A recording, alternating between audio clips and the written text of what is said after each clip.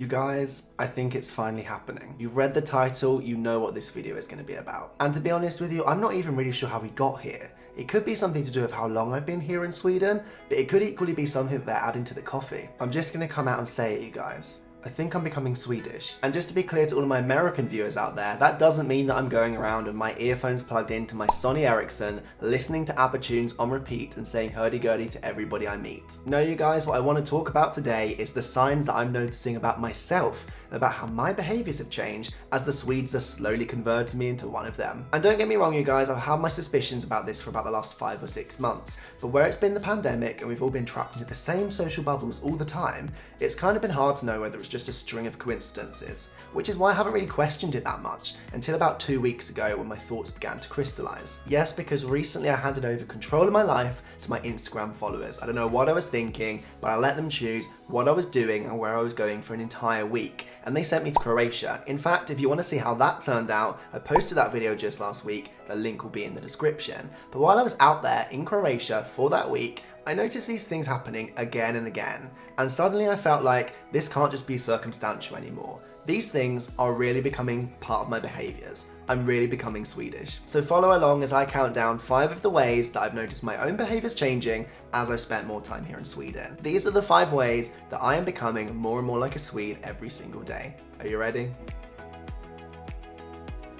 And number 1 takes us to breakfast time, and possibly one of my favourite breakfast foods in the entire world, muesli. Now here in Sweden, whether you're making your own muesli or you're buying it down at your local ICA, I can nearly guarantee that you're probably eating it with either filmjölk or yogurt. And you guys, I thought nothing of this. In fact, the whole time I've been here in Sweden for the last 3 years, I've been eating my muesli with some sort of flavoured yogurt. I just thought that's how you did it. But as it turns out, this might be one of the many ways that Sweden has infiltrated my brain and influenced my life. Because when I have my friends or my family come to visit me from England, and I go to the shops and I buy a yogurt to have with my muesli, they are shocked. They say, why aren't you choosing milk? And you guys, honest to God, this is no word of a lie, but I don't remember a time where I had milk with my muesli instead of yogurt with it. But my mum guarantees me, in fact she's assured me several times, that in England, that's all we used to have. If we're having muesli, we're pouring milk on top almost like it was a cereal. And apparently 22 years of doing that has just completely slipped my memory, because now the only way that I'm having my muesli is with yogurt. I would never think of anything else. And you guys, I need your help. I need you to let me know who the outlier is here.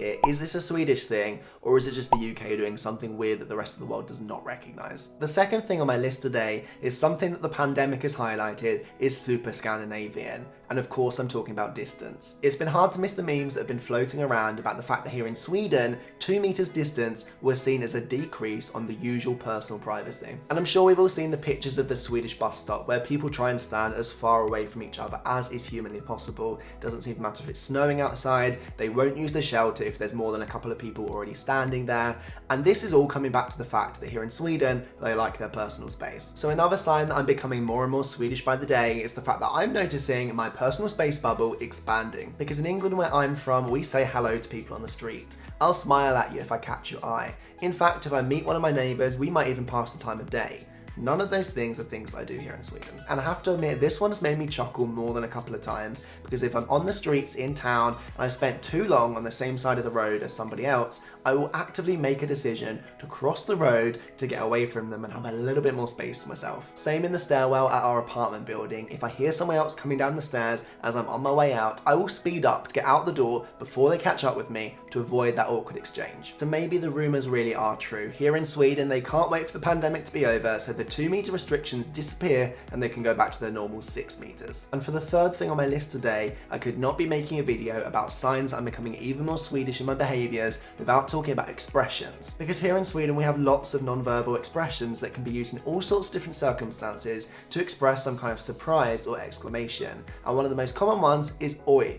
And that has become a normal part of my vocabulary now. And when I was preparing for this video, I was trying to find a good explanation for when it's appropriate to use the term oj, but the truth of the matter is, it kind of lends itself to every circumstance. And these days, I find myself using it on a daily basis. It doesn't seem to matter whether I'm talking English with international friends or whether I'm talking Swedish with my Swedish friends. If someone tells me something shocking at work, oj. If I'm a bit clumsy when I'm preparing the coffee machine in the morning or I make a mistake at home, oj. If I'm a bit shocked or confused about the behaviour of someone in the airport, short oi. You get what I'm saying? This has become a daily part of my vocabulary, and it's not just this expression that's done so. Another classic example is that if you're at a restaurant in the UK and you want to order something, you will say, can I have the Coke? Or can I get the beef? Here in Sweden, if you translate the Swedish jag kan ta, it becomes I can take or I will take. And so for that reason, quite often now when I'm at restaurants with my family or with friends from the UK, they always think it's funny and they laugh at me when I order and say, can I take the beef or can I take the lamb? So I think you get what I'm saying. My vocabulary has been completely Swedishified. And it's not just my vocabulary, you guys, because the fourth thing on my list today of the signs that I'm becoming even more Swedish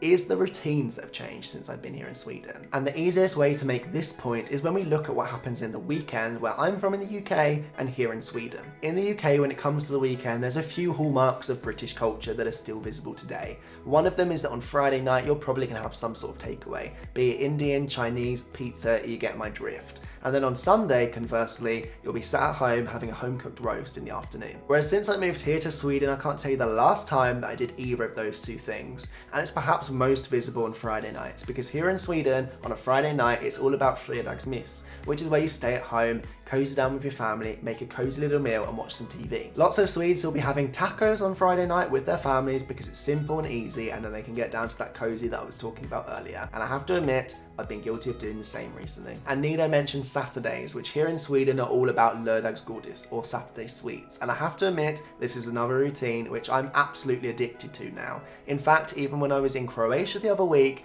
I got a little bit of a sweet tooth come about 8 o'clock on Saturday evening, and I had to go out and buy myself some chocolate and some candy. Which leads me nicely on to the fifth and final thing on my list today of the signs I'm becoming more Swedish by the day, and that's vitamin D supplements in the winter time. I've talked before about the fact that Sweden can be quite a dark place come winter time. In fact, where I'm living, we don't really see the sun for about 2 months of the year, and it can be pretty tough mentally. And I'd be a liar if I'd say that I've got this one nailed. I still don't really understand how to react during that time, but one thing that lots of people have told me really helps is vitamin D supplements. Talking of which, got to get that daily dose of sunshine. And it's not just the vitamin D supplements that I've been taking now every single winter that I've been here in Sweden that signal that I am changing into a Swede by the day. It's also what happens when that sunshine comes out again for the first time in about February. I am stood outside the shops just like everybody else, soaking up the sun with my back against the window, trying to get as much heat as possible, as much warmth, and just soak in those rays again. So there you have it, you guys. They're 5 of the things that I've noticed in my own behaviour that I'm becoming more Swedish by the day. I would love you guys to let me know down in the comments below if you agree that these 5 things are signs that you're becoming more Swedish, or if you think there's something else that I could have mentioned. I would love to hear from you in the comments below. Of course, I realise that you can never entirely change your nationality. This was just intended to be a bit of fun, and I will always be British at the end of the day, but it's nice to kind of notice some of these things that you find in your own behaviours as you begin to soak in a different culture after spending a lot of time abroad. That's all I wanted to say for this video, so thank you so much for watching. If you haven't subscribed yet, I would love it if you could. I post videos every single week, so it would be awesome to have you along for the journey. Like the video if you haven't done so already. It really helps me. I really appreciate that support, and I will see you guys again next week for a new video. But until that time, hope you have an awesome week. Take your vitamin D supplements, and I'll see you guys soon. Bye bye.